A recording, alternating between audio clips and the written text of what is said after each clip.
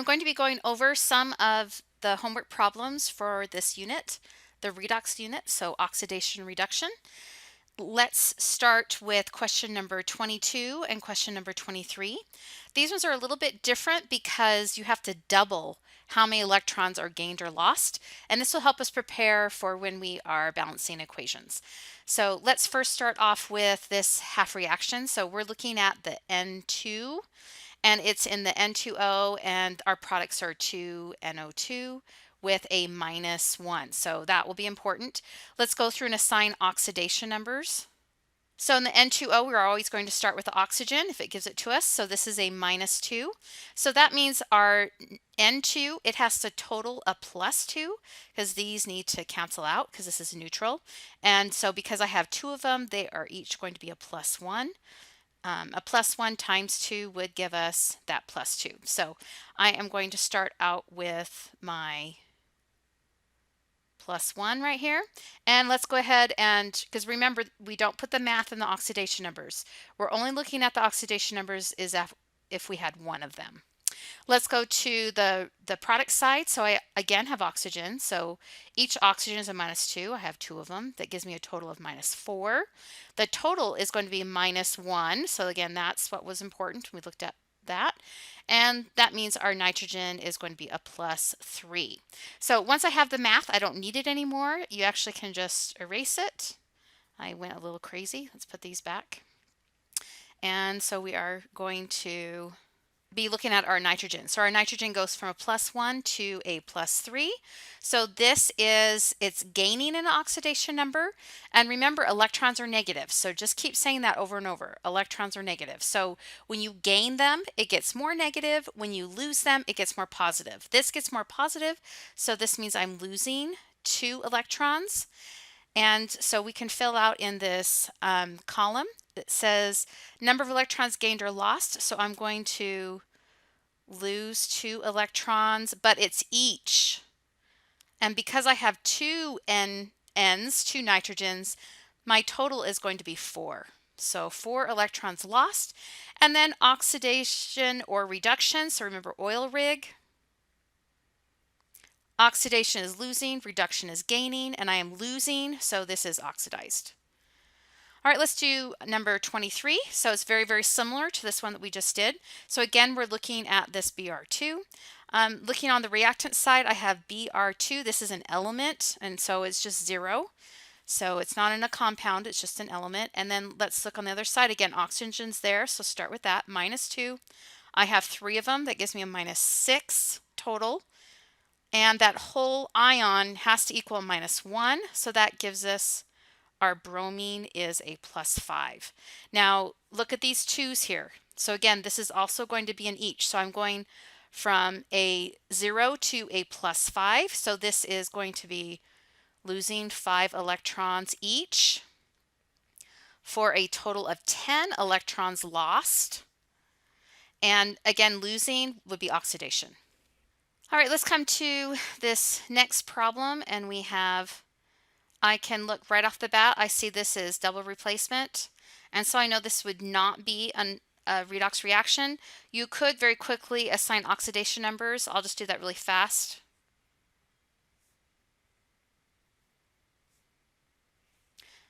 Remember, don't put your math in your oxidation numbers. So we just look at is if it's a single atom, even if there's multiples, they will each just have that oxidation number. But you can see the oxidation numbers do not change. So my silver stays a +1, my iron stays a +3. And so this is not redox. So very quickly, I can answer that question. And let's go down to question number 32. And you might think, oh, this looks redox also.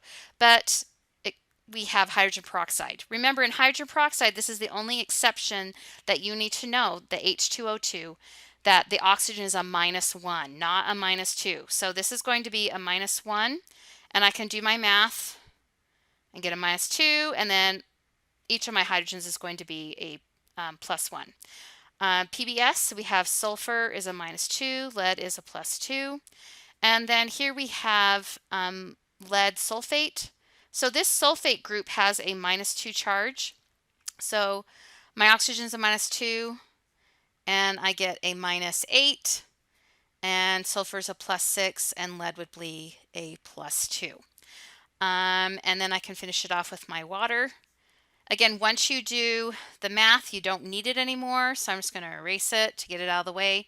And then I can see what has changed. And I do see that there are changes, so it is a redox. And let's identify what is changing. So my oxygen's changing, and you can go to either one of them.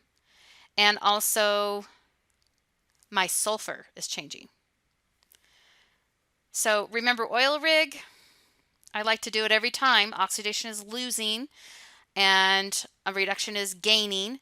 And I can see that my oxygen is gaining electrons because I'm becoming more negative. Remember, electrons are negative. Just keep saying it over and over. Electrons are negative. So I'm going from a -1 to a -2. And then the other one that's changing is the sulfur. And you can see the sulfur is becoming more positive, and that's because it's losing its electrons. And so the sulfur is oxidized. One more example to do with you. Let's go through and assign oxidation numbers here.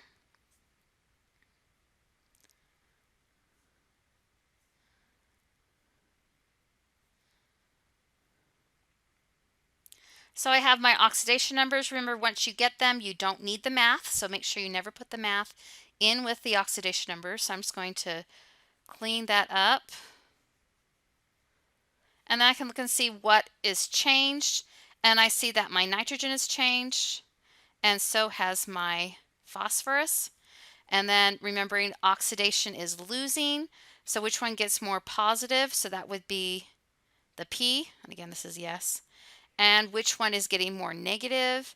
And that would be the nitrogen. So you can see it's not completely negative, but you can see that it's added 3 electrons. So that would be my answer there. So okay, let's come to some balancing equation problems. I just picked 3 out, so 39, D, E, and F. Remember to follow the step-by-step balancing advice that is given to you at the beginning of your packet. And so I'm just going to quickly go through and assign oxidation numbers so we can see what is balanced and what isn't.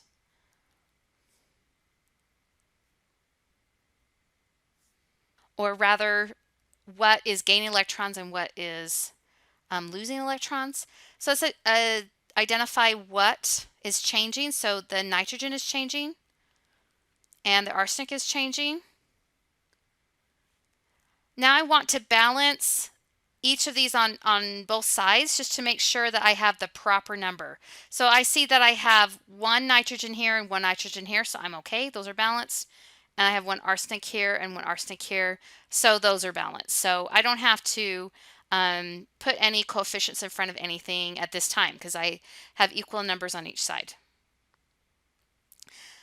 Let's go ahead and see what's gaining and what's losing. So let's go to the nitrogen. I'm going from a +5 to a +2. So it gained 3 electrons because it got more negative. And then let's look at the arsenic. So the arsenic went from a +3 to a +5. So it lost 2 electrons. And so I want to balance the electrons. So I can't gain 3 and lose 2. That has to match. So this is a very common problem where you have 3 and 2. You're going to bring them both up to 6. So I'm going to multiply this by 2. This is going to give me 6 electrons. And I'm going to follow the lines and I'm going to put a 2 in front.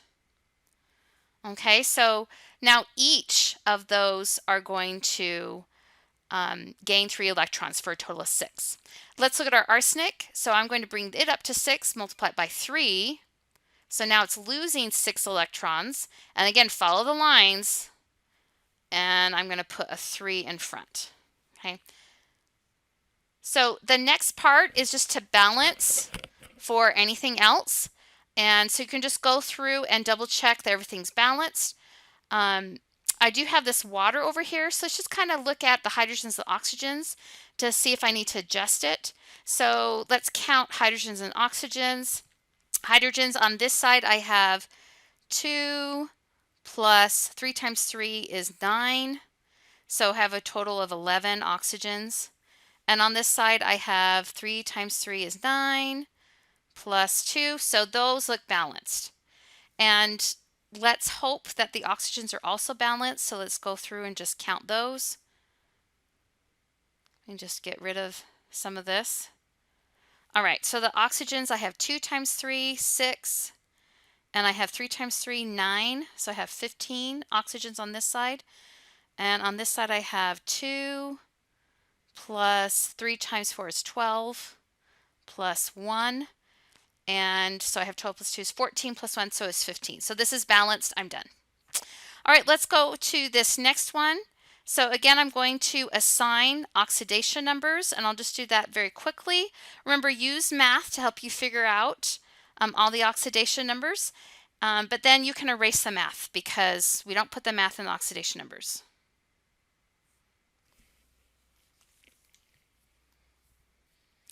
All right, let's connect the ones that are changing. So we have the manganese and the bismuth. And let's figure out how much is gained and lost. So going from a 2 to a 7, so that means it lost 5 because it became more positive. And it went from a 5 to a 3, so it gained 2. So I need to balance the ones that are connected. I forgot to do that. Let's go back and see. There's 1 Mn on each side, so those look good, and bismuth, there's 1 on each side, so those are good. Let's go ahead and balance for electrons. So I'm going to bring them both up to 10, so this is going to be times 2, and so I'm going to follow the lines, and that's where the 2's go.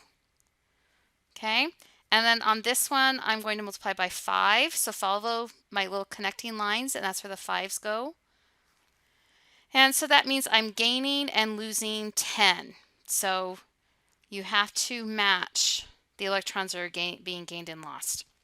All right, now that I got the electrons all balanced, now I can balance everything else. So I just want to go through and double check everything. So let's see, manganese and bismuth are balanced. So I just have oxygens and hydrogens, which you always want to leave till last because usually they're a little bit more difficult. And I only have 1 hydrogen on this side, and on this side I have 2. Let's go ahead and do the oxygens first though, because I think those are going to be more complicated and affect what our hydrogens are going to do.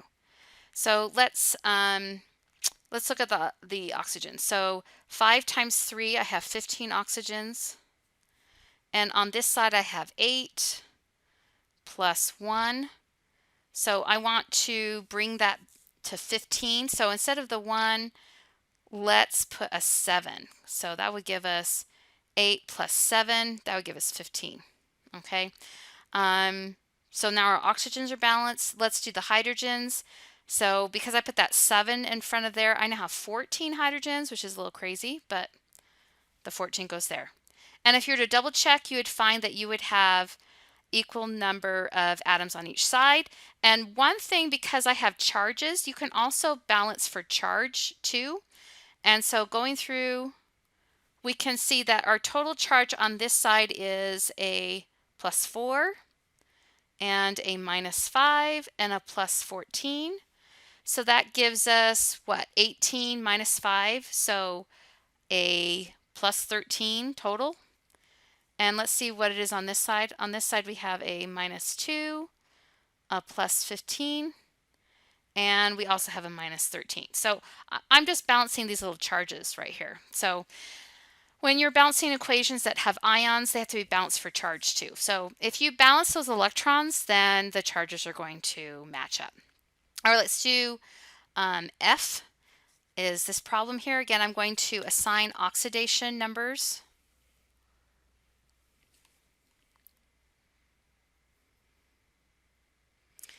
All right, let's connect what is changing. I have chromium changing and I have bromine.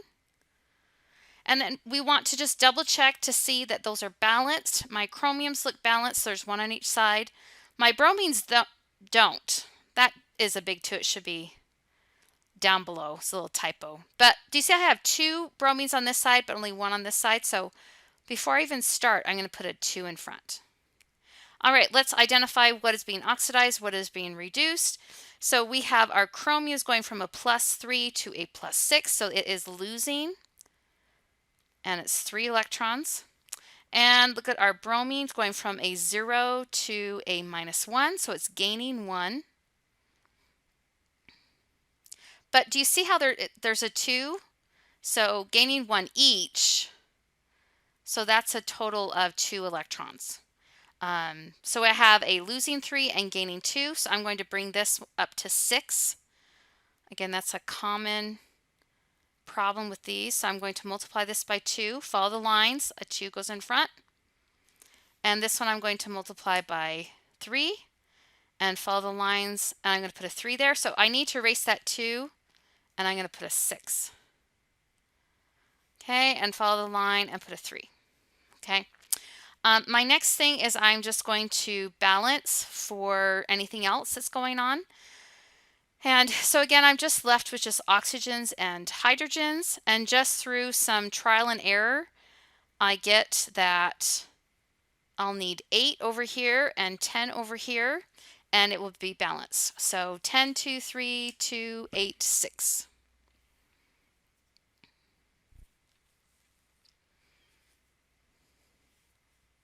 Let's look at an electrochemical cell. So I didn't draw this out.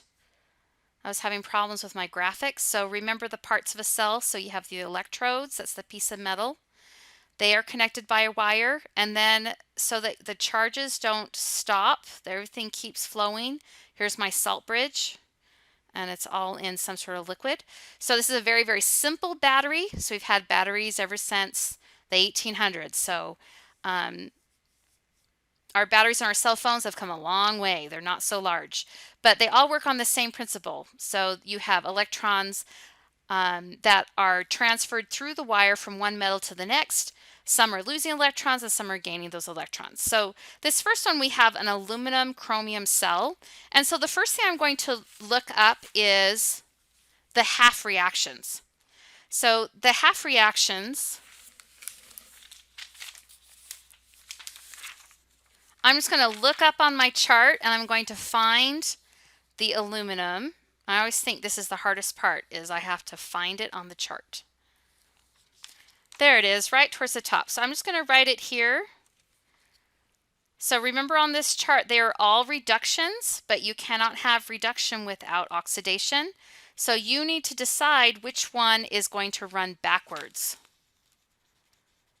And how you do that is to look at which one has the lowest voltage number, and you're going to make that one run backwards. So let's find the chromium. So I'm just writing these exactly what they are on my chart. And then, because it's up to me, I get to decide which one to run backwards. So now look at the voltage. So I have a minus 1.66 and a minus 0.74. So the one that is the lowest number runs backwards. It's my oxidation step. And so I'm just going to, so it would be the aluminum.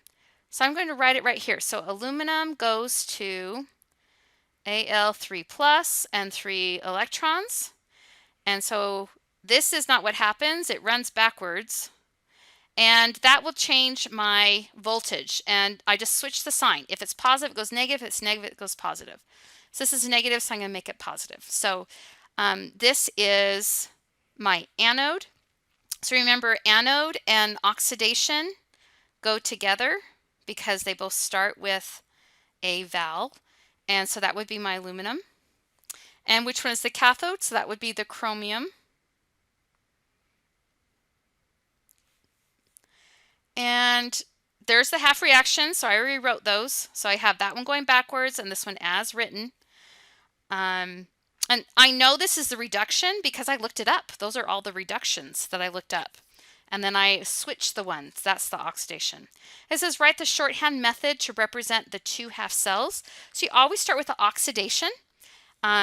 So when you're looking at the beakers, it doesn't matter if the anode's on the right or the left, but when you're writing the shorthand method, the anode always goes first. So the aluminum goes first.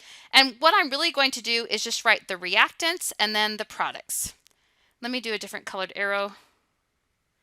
So reactants and then products. So Al goes to Al3 plus. And then this double line is the salt bridge. So it's just saying, hey, this is the half cell. This is the oxidation or the anode. And then I'm going to look at this equation and notice it starts with a Cr3 plus and it's going to go to the Cr. So those are your reactants and your products.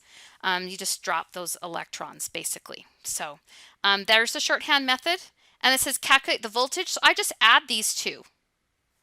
So when I add them up, I get 0.92 volts. Anytime you can decide which is the anode and which is the cathode, you are always going to get a positive voltage. It will always be spontaneous, or thermodynamically favorable is another term for spontaneous. Okay, let's look at this problem. So this is question number 61. And it says, what is the voltage for the following reactions as written? So I do not get to choose which one's the anode and which is the cathode. So I can sketch out my half reactions. I know that Mg goes to Mg2 plus, and I know that Pb goes to Pb2 plus goes to Pb. Okay, so I'm going to look up on my chart and find the magnesium, and I'm going to compare. Does it look like the one on my chart? And I look and I see that it does not. They on my chart it says Mg2 plus 2 electrons goes to Mg, and this is a negative 2.37. So that's what it says on my chart. And can you see how this is the one that they switched? So that means my voltage is going to be a plus 2.37 because I'm going to switch this sign to a plus, because I'm just comparing it to my chart, and that's the one that they picked to run backwards. So that's the voltage, 2.37 for that half cell. So let's look up the lead. Now looking up the lead, I find that it does match. So Pb2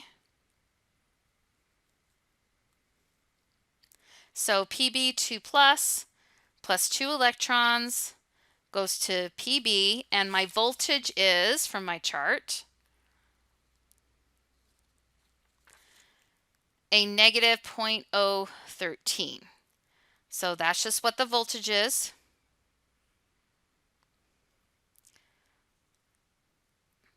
I wrote this wrong. It goes right there. Okay. So when I figure out the voltage as written, I add these up. So I have a negative 0.13, and then I can just add those up. And I get a 2.24. And there's my voltage. And is it spontaneous? Yes, it is. So it's spontaneous. All right, let's look at this next one. So again, we do not get to choose which one is switched, but I'm just going to separate these into their half reactions. I'm just kind of ignoring the electrons. But let's look at this. So I'm looking for the SN for the tin, and it's right about in the middle of the chart. And when I compare it, I can see that this is the one that they switched. So on the chart, it says SN2 plus 2 electrons goes to SN. And you can see that's opposite of what we have. So the voltage on the chart is a minus 0.14. So that means this is switched. This is a positive 0.14. All right, let's do the next one. So this one, they did not switch, which they were wise, because you should only switch around one of them. I found it. It says CO2 plus 2 electrons goes to CO, and my voltage is minus 0.28. And we can see that that matches, so minus 0.28. And I just add it exactly how they wrote it, because I didn't get to choose which one to flip. And so when I add this up, I'm going to get a minus 0.14. Okay, so as written, they switched the wrong one. You're supposed to switch the cobalt, and they didn't. They switched the tin. So this one is not spontaneous. Again, if you get to choose, it's always going to be positive, but this crazy person switched the wrong one. So it is not going to be spontaneous as written. So if you get to choose, it's always going to be positive. But if you're they choose for you which one is the anode or which one is the oxidation step, which one they switch to make run backwards, you might get a non-spontaneous. But that's how you do these problems. So just compare the chart to what the equation is written, and you can figure out if it's spontaneous or not.